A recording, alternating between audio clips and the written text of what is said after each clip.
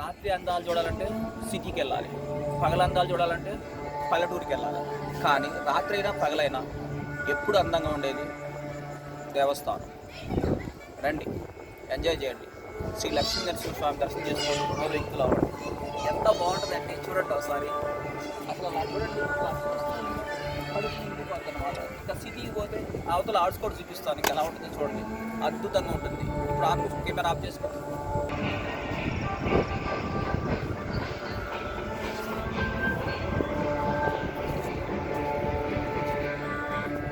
చూడండి ఎంత బాగుందో, అద్భుతంగా ఉందన్నమాట. రండి, ఆయన దర్శనం చేసుకోండి. ఇప్పటి వరకు ఖాళీగా ఉంది కదా, ఇక ఆలయం అంతా నిండిపోతుంది. ఇంకా చూడండి, ఇప్పుడే బయలుదేరారు, లోపల నుంచి వచ్చేస్తున్నారు.